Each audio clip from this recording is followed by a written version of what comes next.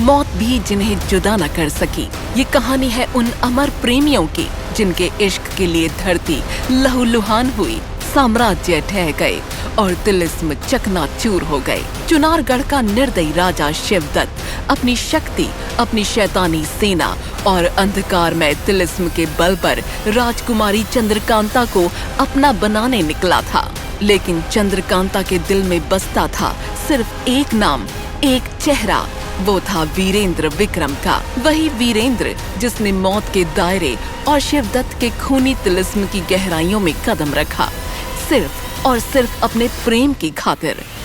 मैंने कहा था ना चंद्रकांता, चाहे तुम इस दुनिया के किसी भी अंधेरे कोने में क्यों ना हो, तुम्हारी सांसों की खुशबू मुझे राह दिखा देगी और मैं तुम्हें ढूंढ निकालूंगा। ये सुनकर चंद्रकांता की आंखों में आंसू छलक उठे। वो दौड़कर वीरेंद्र से लिपट गई। उसका दिल धड़क रहा था, मानो सदियों के बाद चैन मिला हो। उसे अब भी विश्वास नहीं हो रहा था कि जिस तिलिस्म में वो कई दिनों से कैद थी, जिस तिलिस्म को उसके अंगरक्षक अय्यार भी पार न कर सके, वहाँ वीरेंद्र उसे ढूंढते हुए आ पहुँचा है। मेरा दिल कहता था, चाहे वो वहशी शिवदत्त कितनी भी मुश्किलें क्यों ना खड़ी कर ले, तुम जरूर आओगे अपनी चंद्रकांता को बचाने। वीरेंद्र और चंद्रकांता कुछ ही कदम आगे बढ़े थे कि अचानक आसमान से बिजली सी चमकी और रोशनी की कुछ किरणें सीधा वीरेंद्र पर गिरी। अगले ही पल चंद्रकांता ने खुद को एक अजीब तिलिस्म में कैद पाया, एक भूल भुलैया जो पूरी तरह आईनों से बनी थी। जहाँ भी नजर जाती बस अनगिनत वीरेंद्र उसके सामने खड़े दिखाई देते। हर आईना एक धोखा, हर परछाई एक मौत का जाल। चंद्रकांता, अगर इस तिलिस्म से निकलना है तो आईनों के इस जाल को तुम्हें खुद ही तोड़ना होगा। पर सावधान, हर आईने के पीछे असली वीरेंद्र नहीं है। किसी एक आईने के पीछे है तुम्हारा प्रेम, तुम्हारा सत्य। लेकिन अगर तुमने गलती से गलत आईना तोड़ा तो वीरेंद्र सदा के लिए मर जाएगा और तुम कभी इस तिलिस्म से बाहर नहीं निकल पाओगी। ये सुनकर चंद्रकांता की सांसें तेज हो गईं।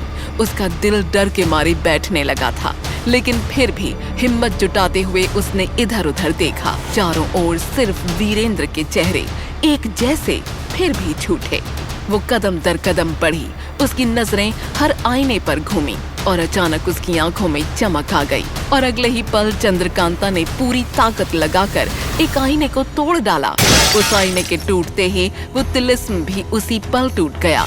तेज रोशनी में बस दो लोग बचे, चंद्रकांता और असली वीरेंद्र विक्रम। चंद्रकांता, तुम्हें कैसे पता चला कि मैं उसी आईने के पीछे हूँ? आसान नहीं था, लेकिन मैंने गौर किया, बाकी सारे आईनों के पीछे सिर्फ तुम्हारी परछाई थी, ठंडी और स्थिर। सिर्फ उस आईने में जहाँ तुम थे, कांच पर तुम्हारी सांसों की धुंध जमी हुई थी। तभी मैं समझ गई कि वही मेरा असली वीरेंद्र कैद है। तुम्हारी बुद्धि और साहस का कोई मुकाबला नहीं चंद्रकांता। अब मैं रोकने वाला कोई नहीं। नौगढ़ हमारी प्रतीक्षा कर रहा है। दोनों तिलिस्म से बाहर निकले, लेकिन उन्हें क्या पता था कि जिस राह पर वो बढ़ रहे थे, वहाँ हर कदम पर एक अदृश्य नजर उनका पीछा कर रही थी। उनकी सांसों तक की खबर चुनारगढ़ की दीवारों के भीतर बैठे शिवदत्त तक पहुंच रही थी। क्या कहा तुमने क्रूर सिंह? चंद्रकांता और वीरेंद्र विक्रम उस तिलिस्म से निकल चुके हैं? यह असंभव है। आईनों के जाल को तोड़ना इतना आसान नहीं। शिवदत्त का चेहरा गुस्से और हैरानी से तमतमा उठा। उसकी आंखों में रक्तम ज्वाला जल रही थी। सही कहा महाराज, लेकिन चंद्रकांता ने आपकी चतुराई से आपके बनाए तिलिस्म को तोड़ डाला। इतना ही नहीं, उसने महल की गहराइयों से बाहर जाने का गुप्त मार्ग भी खोज लिया है। इस वक्त वो और वीरेंद्र उसी रास्ते पर आगे बढ़ रहे हैं। जब शिवदत्त ने सुना कि कैसे चंद्रकांता ने आईनों का जाल तोड़ डाला, तो कुछ पल तक वो खामोश रहा और फिर उसके होठों पर एक सन की हंसी फूट पड़ी। अद्भुत, सचमुच अद्भुत चंद्रकांता। अब तक हम तुम्हें सिर्फ एक रूपवती राजकुमारी समझते थे, लेकिन आज जाना कि तुम्हारे पास तेज दिमाग भी है। औरत अगर सिर्फ सुंदर हो तो वो आकर्षण होती है, लेकिन जब सुंदरता और बुद्धि दोनों का संगम हो जाए तो वो अनमोल खजाना बन जाती है। और तुम अब सिर्फ अनमोल नहीं रही, तुम हमारी प्यास बन चुकी हो।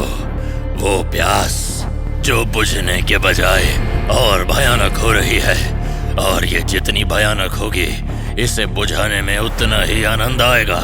हम चाहे तो तुम्हें अगले ही पल जबरदस्ती अपने पास ला सकते हैं, पर नहीं, अब हम तुम्हें जीतेंगे, जिसके लिए खेला जाएगा एक नया खेल, एक खूनी खेल। और शिवदत्त की बातों पर क्रूर सिंह के चेहरे पर एक खतरनाक मुस्कान तैर गई। आपकी मुस्कान ही आपका आदेश है महाराज। अब देखिए इस क्रूर सिंह का असली दाव। जब दामिनी के कदम चंद्रकांता की दुनिया में पड़ेंगे तो पूरे का पूरा खेल ही पलट जाएगा। चुनारगढ़ से बहुत दूर अंधकारमय जंगलों के बीच एक काले मंदिर में जलती मशालों की हल्की हल्की रोशनी थी। दीवारों पर झिलमिलाती परछाइयां और बीचों बीच माँ काली की विशाल प्रतिमा के सामने एक औरत अपने खुले बालों के साथ मृदंग की ताल पर उन्मत्त होकर नृत्य कर रही थी।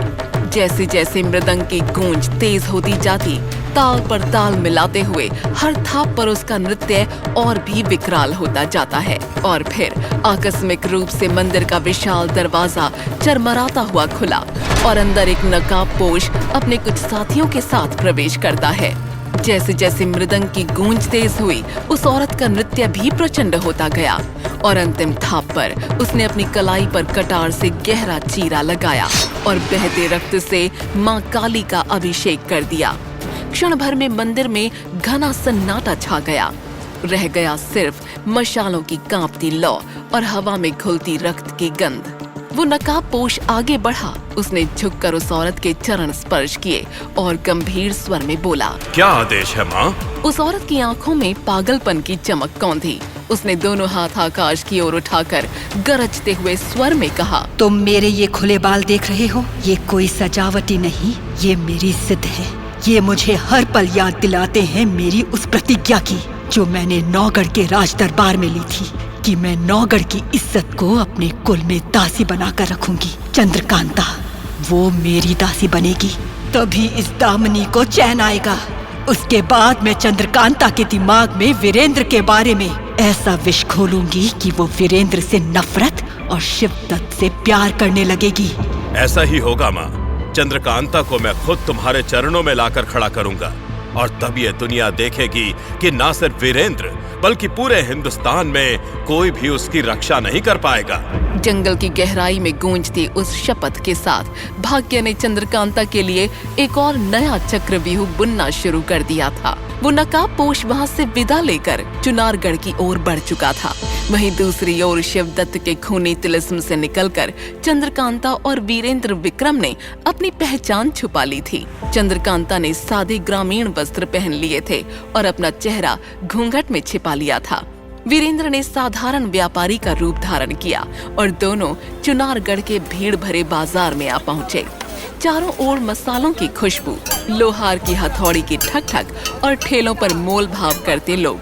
यहाँ सब कुछ सामान्य लग रहा था, लेकिन दोनों जानते थे कि असल में वो एक ऐसी जगह खड़े हैं जहाँ हर गली, हर चौराहे पर शिवदत्त के जासूस बिखरे हुए थे।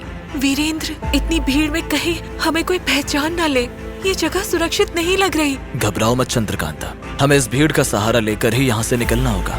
जितनी नजरें हमें ढूंढ रही हैं, उतनी ही नजरें हमें न देख पाने से भ्रमित भी हो रही हैं। दोनों भीड़ में खोकर आगे बढ़ते रहे। तभी उनकी नजर बाजार के कोने में बैठे एक अंधे फकीर पर पड़ी, जो ऊंचे स्वर में झूम झूम कर बोल रहा था, राजाओं के महलों में तिलिस्म बुनते हैं, पर भाग्य की डोर रानी का खून चुनते हैं। संभल जा ओ नागौर की कली, तेरे लिए मौत की परछाई इस भीड़ में छुपी है खड़ी। चंद्रकांता के कदम ठिठक गए। उसकी आंखों में भय की हल्की झलक कौंधी। राजकुमार, ये फकीर, ये कैसे जान सकता है कि मैं कौन हूँ? शांत रहो, हो सकता है महज इत्तेफाक हो, लेकिन हमें तुरंत यहाँ से निकलना होगा। दोनों तेजी से भीड़ के भीतर गुम हो गए, लेकिन उन्हें क्या पता था कि पास ही एक ऊंची इमारत की छत पर खड़ा दामिनी का बेटा उनकी हर हरकत पर नजर गड़ाए हुए था। उसके हाथ में बाज की तरह प्रशिक्षित एक काला शिकारी था। जिसकी आंखों में वैसा ही शिकारीपन था जैसा उसके मालिक की आंखों में था। भागो जितना भागना है, लेकिन इस शहर से निकलना तुम्हारे लिए नामुमकिन है राजकुमारी, क्योंकि अब तुम मेरी शिकार हो। और तभी उस नकाबपोश ने अपने शिकारी को हवा में उड़ा दिया। वो तेज आवाज करते हुए एक ही जगह पर घूम घूम कर चिल्लाने लगा, मानो किसी को इशारा दे रहा हो। और तभी अगले ही पल काले नकाब में लिपटे कुछ सैनिक चंद्रकांता और वीरेंद्र के चारों ओर घेरा डालकर खड़े हो गए। राजकुमार, ये लोग कौन है? जो भी हो, आज ये मेरे हाथों मारे जाएंगे। पीछे हटो चंद्रकांता। न चाहते हुए भी वीरेंद्र को उन नकाबपोशों से भिड़ना पड़ा।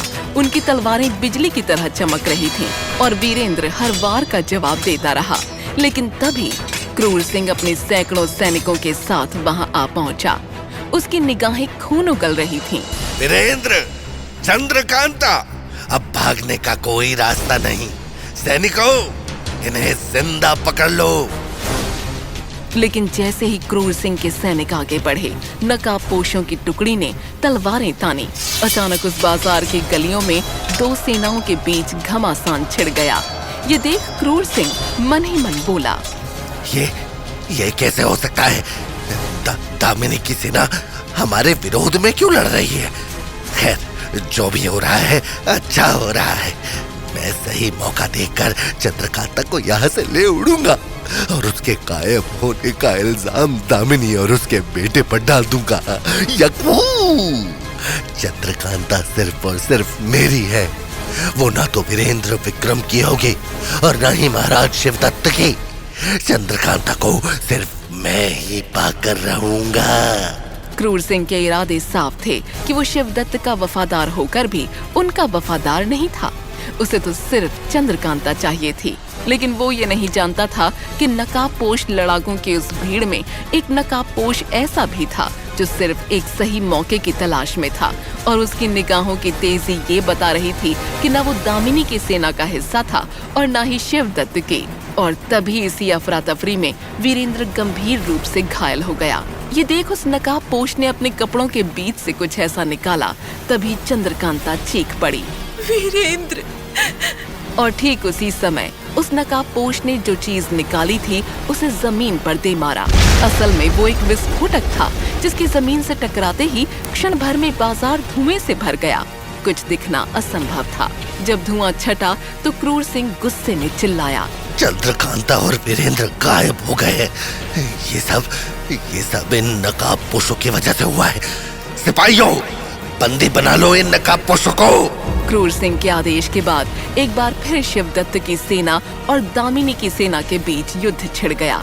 लेकिन वहीं इमारत के ऊपर खड़ा दामिनी का बेटा ये सोच सोच के हैरान था कि आखिर चंद्रकांता और वीरेंद्र विक्रम को बचाने वाला नकाबपोश था कौन। इधर वो नकाबपोश चंद्रकांता और वीरेंद्र को लेकर एक अंधेरी गुफा में पहुंच चुका था। वहां मशाल की कांपती लौ में वो रहस्यमयी नकाबपोश पहली बार अपना चेहरा दिखाने लगा। चंद्रकांता ने देखा वो कोई पुरुष नहीं बल्कि एक औरत थी। आप तो स्त्री हैं। आपने हमारी जान बचाई, इसके लिए मैं आपका धन्यवाद करती हूँ। लेकिन आप कौन हैं? उस औरत की आंखों में आग थी और चेहरे पर घृणा और रहस्य का संगम था। उसने धीमे मगर ठोस स्वर में कहा, मैं हूँ चुनारगढ़ की महारानी और महाराज शिवदत्त की पत्नी रानी कालवती। आप महारानी कालवती हैं? आपने हमारी जान बचाई, इसके लिए मैं आभारी हूँ। लेकिन आपने शिवदत्त की पत्नी होकर भी हमारी जान क्यों बचाई? आप चाहती क्या है? रानी कलावती की आंखें जैसे अंगारों की तरह धधक रही थीं। उसने धीमे मगर ठोस स्वर में कहा, हाँ, मैंने तुम्हें बचाया है, पर इसकी कीमत भी चुकानी होगी। अगर सचमुच बचना चाहती हो तो तुम्हें मेरी एक बात माननी होगी। तुम्हें शिवदत्त के पास जाना होगा। ये सुनकर चंद्रकांता और वीरेंद्र दोनों सन्न रह गए। उनकी सांसें थम गईं। क्या तुम चाहती हो कि हम खुद ही उस दानव के चंगुल में फंस जाएं? क्या ये शिवदत्त की नई चाल है महारानी? तो क्या आपने हमें सच में बचाया था, या ये सब शिवदत्त के लिए हमें फंसाने का एक और खेल है? कलावती का चेहरा कठोर था, लेकिन उसकी आंखों में एक गहरा राज छुपा हुआ था। अगर तुमने मेरी बात नहीं मानी तो तुम दोनों किसी भी हाल में जिंदा इस तिलिस्म से बाहर नहीं निकल पाओगे। चंद्रकांता और वीरेंद्र के दिलों में सवालों का तूफान था।